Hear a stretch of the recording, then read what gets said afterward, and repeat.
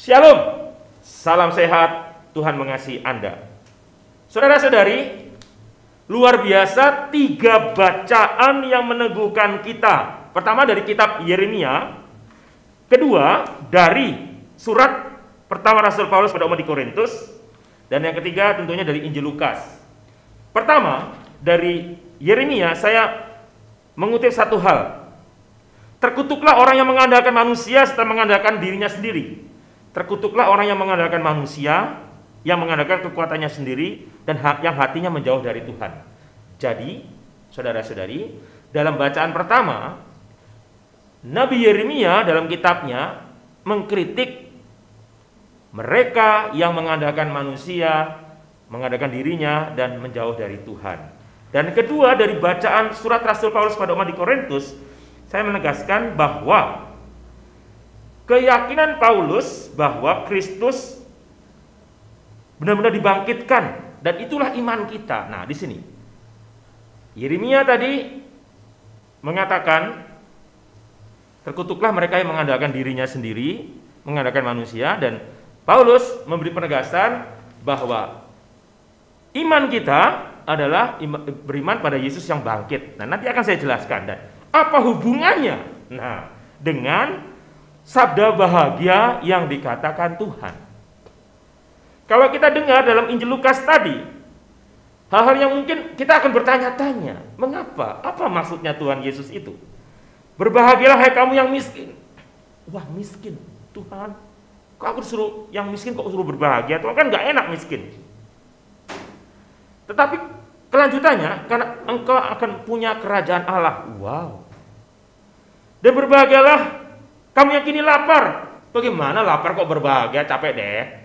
Nah, tetapi engkau akan dikenyangkan, dipuaskan. Berbahagialah engkau yang menangis, karena engkau akan tertawa.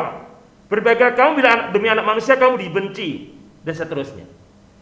Saudara-saudari, 3 pesan yang luar biasa dari Nabi Yeremia, Rasul Paulus, dan dari Injil Lukas tadi memberikan gambaran kepada kita tentang apa?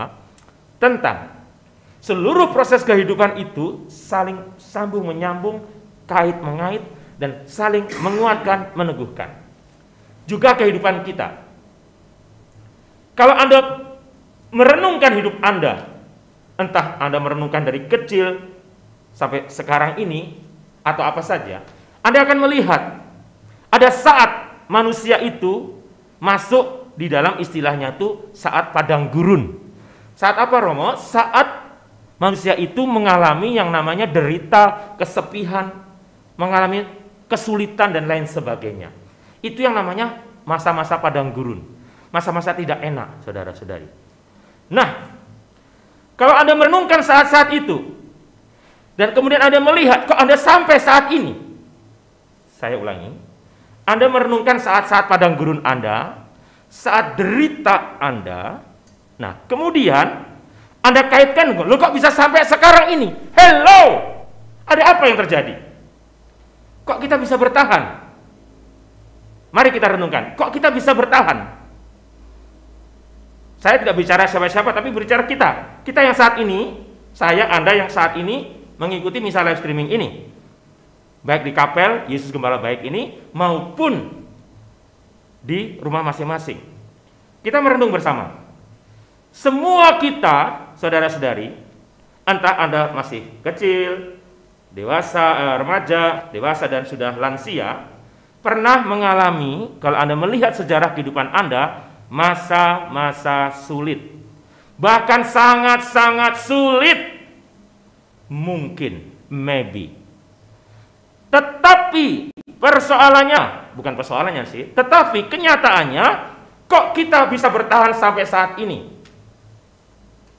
Berarti, saudara-saudari, seberat apapun masalah Anda, masalah saya, sesulit apapun masalah Anda dan masalah saya, serumit apapun, sepelik apapun, kok kita bisa sampai saat ini? Berarti ada tangan-tangan Tuhan yang bekerja, yang memberikan keselamatan untuk Anda, peneguhan untuk Anda. Ini benar-benar sesuatu yang luar biasa, saudara-saudari. Anda dan saya itu diingatkan, diteguhkan. sabda bahagia itu mengingatkan Anda, berbahagialah hai kamu yang miskin, sebab engkau akan punya kerajaan surga. Dan tadi dari bait pengantar Injil dikatakan demikian, bersukacita dan bergembiralah sabda Tuhan, sebab besarlah ganjaranmu di surga. Saudara-saudari, dalam Mazmur tanggapan tadi juga dikatakan, berbahagialah orang yang menaruh kepercayaan pada Tuhan. Ini saling bersambungan, saudara-saudari. Berbahagialah orang yang menaruh kepercayaan pada Tuhan. Tadi Yeremia mengkritik orang yang mengandalkan dirinya sendiri, mengandalkan manusia. Wah, mengandalkan manusia itu begini. Bekengku jenderal, bekengku polisi, tentara, bekengku presiden mungkin, bekengku kaisar, raja. Nah, aku punya kekayaan, aku punya harta. Aku bisa melakukan segalanya. Siapa berani melawan aku? Perhatikan. Pada saat kita mengandalkan manusia, mengandalkan diri kita dan tidak mengandalkan Tuhan, sebenarnya pada saat itu juga kita sudah ditimang-timang sama setan, saudara-saudari. Setan itu menimang Anda. Tak ding ding ding dang ding. Setan nih, si Lucifer ada ding ding ding dang ding. Semakin Anda hidup dalam kesombongan, hidup dalam dalam kemanusiaan Anda, Anda sudah ditimang oleh kuasa jahat. Nah, kalau Tuhan dalam bacaan Injil Lukas, sabda bahagia mengatakan, berbahagialah hai kamu yang miskin. Bukan berarti Anda itu harus tidak punya apa-apa. Yang sekarang punya duit, ya udah habiskan uangnya, kita jadi miskin. Bukan itu. Yang dimaksud oleh Tuhan Yesus adalah kita miskin di hadapan Tuhan. Itu artinya connect dengan apa yang dikatakan Yeremia. Kita tidak mengandalkan diri kita, tidak mengandalkan manusia, hanya mengandalkan Tuhan. Termasuk menghadapi COVID ini, kita mengandalkan Tuhan. Artinya secara manusia kita jaga kesehatan, kita tetap protokol kesehatan kita jaga, tetap minum vitamin atau apa, ikut saran dokter dan lain sebagainya, tetapi tetap percaya kepada Tuhan. Saudara-saudari, betapa indahnya kalau manusia itu ingat akan Sang Pencipta. Betapa indahnya kehidupan ini, betapa damainya. Makanya saya sekarang sudah jarang dinyanyikan ya secara liturgi, saya juga nggak mengerti. Saya bukan pakar liturgi. Saya suka sekali pada nyanyi. Ku bawa damai bagimu, ku bawa damai bagimu, ku bawa damai bagimu, ku bawa damai bagimu. Waktu saya ziarah ke Israel, di depan tentara Israel saya nyanyi, Hevenu Shalom Alehe, Hevenu Shalom Alehe. Tentara Israel senyum-senyum sambil senapannya digini-gini kan. Saya nyanyi, karena itu bahasa Ibrani, saudara-saudara. Nah, yang saya mau katakan begini, yang saya mau katakan kepada Anda, ku bawa damai. Mereka yang berbahagia, mereka yang mengandalkan Tuhan, mereka yang percaya pada penyelenggaraan Tuhan, memiliki hati yang damai. Meskipun sakit, meskipun menderita, meskipun ada kesulitan, dia tetap damai. Kenapa bisa? Karena dia mengandalkan Tuhan. Karena mengandalkan Tuhan, saudara-saudari, ada kedamaian, tidak kosong. Meskipun sakit, meskipun sulit, hello saudara-saudari, andalkanlah Tuhan. Itu maksud dari bacaan hari ini. Kalau Anda mengandalkan kemanusiaan Anda, mengandalkan manusia, mengandalkan kesombongan Anda, kekuatan Anda akan terjebak pada titik apa? Bahwa manusia itu terbatas dan Tuhan tanpa batas. Ini titik persoalannya. Ini masalahnya adalah manusia karena rasio, menggunakan rasionya, karena egonya merasa diri hebat, karena statusnya, karena jabatannya, karena kekayaannya. Manusia merasa bisa melakukan sesuatu. Coba kalau sudah terbaring di rumah sakit, selesai saudara-saudari. nggak peduli pejabat, nggak peduli orang kaya, orang miskin, atau siapa saja kalau sudah terbaring, apalagi pasang ventilator, selesai. Saudara-saudari, apa yang Anda andalkan, apa yang saya andalkan? Kita hanya bisa mengandalkan Tuhan, bro, sis, oma, opa, bapak-bapak, ibu-ibu. Mengandalkan Tuhan dalam hidup ini. Kita tetap bekerja keras, ya. Kita tetap belajar dengan keras, ya. Kita tetap berusaha dengan keras, ya. Tetapi di titik tertentu, kita serahkan hasil kerja kita itu kepada Tuhan. Into your hand, I commit again, with all I am, for you, Lord. Kuserahkan semua ke dalam tangan-Mu, Tuhan. Aku menyerahkan diriku, hidupku. Saya suka sekali itu kalau di Jawa kan pakai puji syukur ya. Kalau di Kalimantan masih pakai Mada Bakti, di Mada Bakti 247. Ambillah ya Tuhan kebebasanku, kehendakku, budi ingatanku. Ambillah ya Tuhan. Karena pada saat Anda mengatakan ambillah ya Tuhan, Anda menyerahkan diri Anda. Anda tidak terikat pada kesombongan Anda.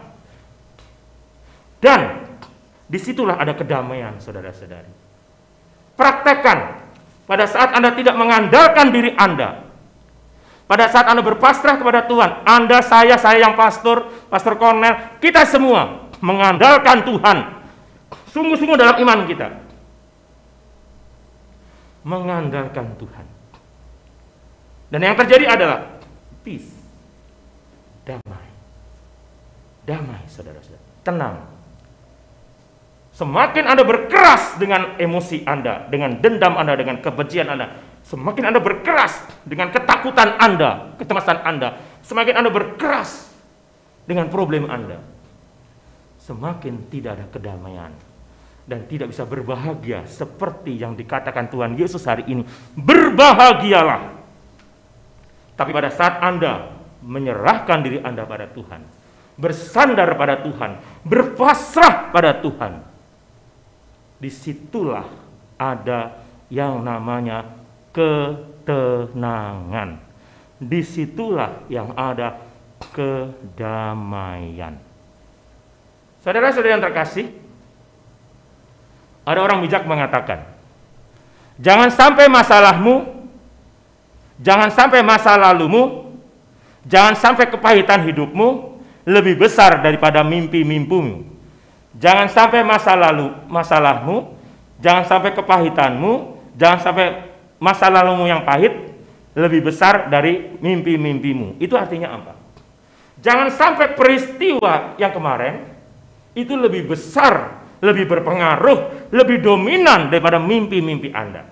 Nah, itu artinya apa? Pada saat Anda memiliki kecemasan yang berlebihan, ketakutan yang berlebihan, Anda tidak bisa melihat jalan ke depan, gitu maksudnya. Artinya, hidup Anda seperti tidak ada harapan, begitu saudara-saudari. Padahal, harapan Anda masih terbuka luas.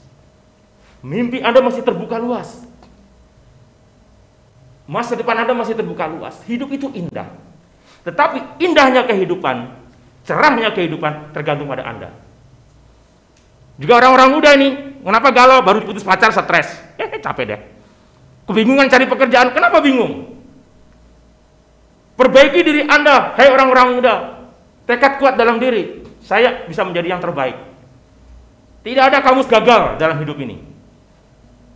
Tetapi saya tidak setuju dengan peribahasa mengatakan kegagalan adalah keberhasilan tertunda, gagal ya gagal gitu. Saya nggak percaya soal itu. Tapi saya tidak ada kamus gagal. Istilahnya adalah hidup ini adalah suatu perjuangan. Artinya kita terus berjuang untuk mencapai titik tertentu, dan untuk bisa mencapai perjuangan yang luar biasa itu, bawa kedamaian dalam diri Anda. Ada rasa damai. Hidup itu indah. Hidup itu indah, saudara-saudara. Dan kita bisa berbahagia di dalam Tuhan. Jadi, kenapa kita bisa berbahagia? Karena kita percaya seperti yang dikatakan Rasul Paulus tadi, mengenai Yesus benar-benar bangkit. Nah, di sini, ini kaitannya kesimpulan dari renungan minggu ini. Yaitu apa? Kita bisa berbahagia. Kita tidak mengandalkan diri manusia kita seperti yang dikatakan Yeremia. Karena apa? Kita percaya Yesus bangkit. Kalau kita yakin Yesus bangkit, berarti kita pun bangkit dari keterpurukan kita. Kita bangkit dari kesulitan kita bersama dengan Tuhan. Hidup, mati kita bersama dengan Tuhan. Sakit, sehat bersama dengan Tuhan. Sukses atau belum sukses bersama dengan Tuhan. Apa yang kita takuti? Tetap semangat di dalam Tuhan. Tetap mengandalkan Tuhan dalam situasi apapun. Dan tetap memiliki harapan yang cerah. Harapan yang indah. Karena Tuhan bersama dengan kita. Dan kita akan selalu berbahagia dalam hidup kita. Berbahagialah. Berbahagialah. Berbahagialah. Tuhan memberkati.